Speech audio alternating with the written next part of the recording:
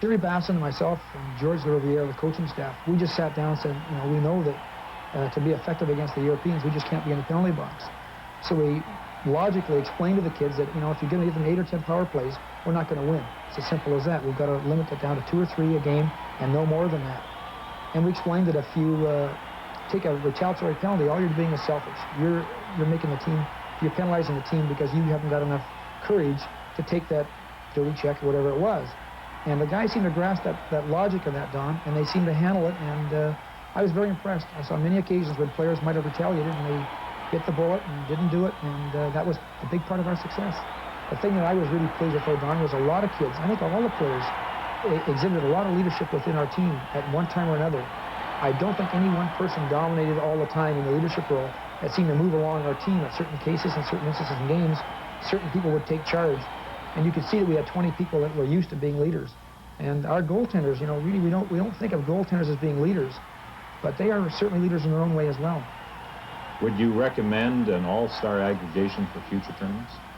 I think it's the way to go, Don. I really believe it can be done the right way, particularly if you can get together in the summertime, possibly for a week or 2 weeks, do some preparation, and then if the players go back to their club teams when the season starts, that's fine. And then if they can meet in one location for possibly 8 or 9 days, Don, I'm sure that you could put together a fairly effective team.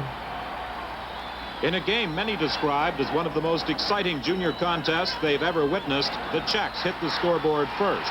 With only 1 minute and 7 seconds remaining in the opening period, Vladimir Ruzicka unloaded a drive from just inside the blue line that deflected past Mike Moffat.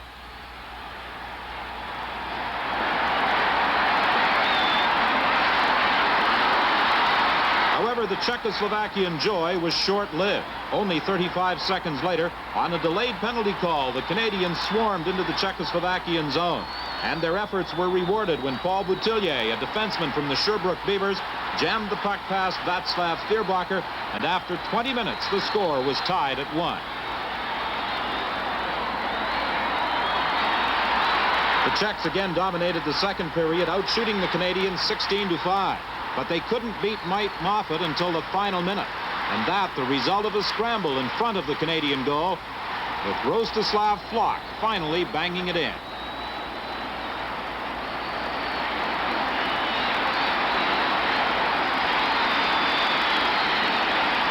The third period belonged to the Canadians, restricted to just 10 shots on goal during the first 40 minutes. They fired 19 shots at the Czechoslovakian goal in the third and got the equalizer just past the 4-minute mark.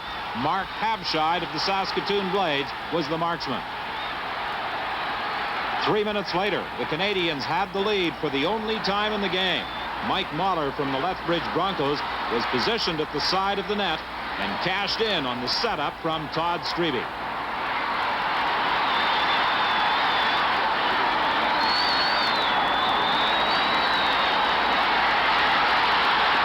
With only 4:30 remaining in the game, Yuri Dudacek, ranked the #1 junior player in the world a year ago and drafted by Buffalo, scored the equalizer.